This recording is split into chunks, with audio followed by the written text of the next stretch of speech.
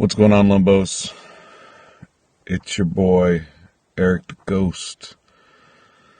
It's 2:30 in the morning. I cannot sleep, and I am overwhelmed with a sudden desire for chicharrones.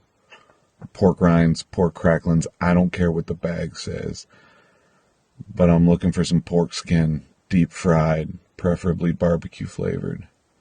So I'm going to take a drive, and I'm going to answer your questions. Let's do this.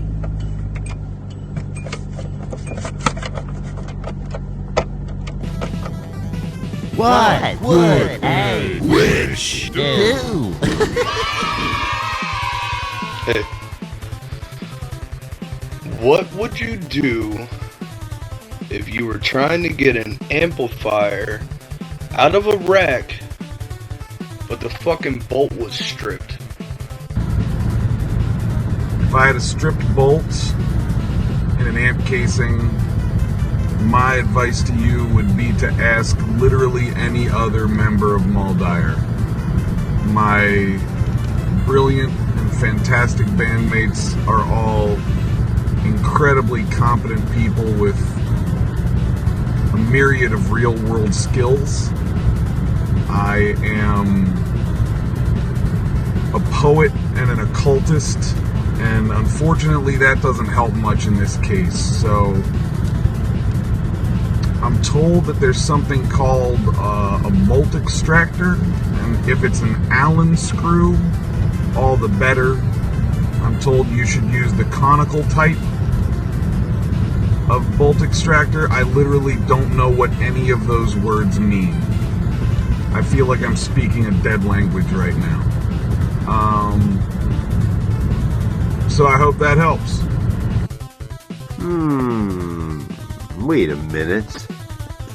DJ, what do you do if someone you look up to turns out to be a big, fat humbug?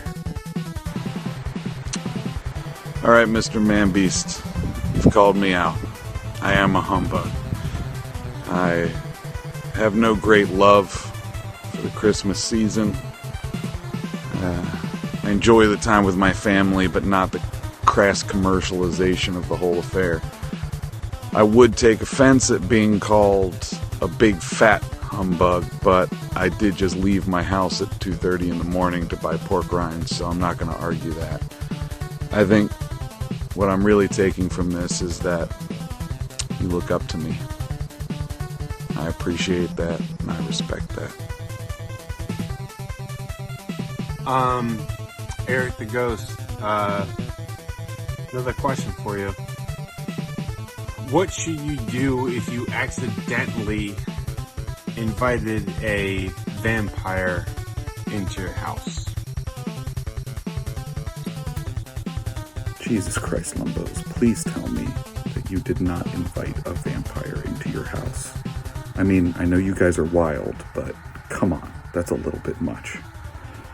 Well, if that's the circumstance that we find ourselves in, we need to look, as always when dealing with supernatural creatures, to the folklore and to the old stories. The interesting thing about vampires is that almost everything we know about vampires, not showing up in mirrors and things like that, comes from either Bram Stoker or F.W. Murnau. They're not that old, and they're not actually folklore. They have become folklore because of those fictional works. In fact, the idea that a vampire can't go out in the sun only came about in F.W. Murnau's Nosferatu, which was made in 1921, so it's only 100 years old. In fact, when they made the movie Bram Stoker's Dracula in the 90s, they had to include a voiceover to explain that Dracula could go out in the sun. Because in the original novel, he could. His powers were slightly diminished, but he could go out. The idea that vampires only come out at night is really more of the fact that they're nocturnal hunters, and that they prey on people when they are vulnerable, which is when they are asleep. That being said, the idea that a vampire has to be invited into your house seems to be older. There is a manuscript written by Leo Alatius, who was the keeper of the Vatican Library in the 17th century. He was from a small Greek island, which I believe is called Chios. I've only ever seen it written, and I don't speak Greek, so I don't know if I'm saying that right. But he said that on Chios, vampires would come out at night and knock on people's doors and call their name. And that if you answered the call and opened your door, then you would surely be dead by the next morning. In fact, in Chios, the story went that vampires could only call your name once. So if someone heard their name late at night on Chios, they would wait for the person to call a second time before they would answer, for fear of it being a vampire. Now, if you have invited the vampire in, then there's a few things you can do. According to the old stories, vampires have to compulsively count mustard seeds.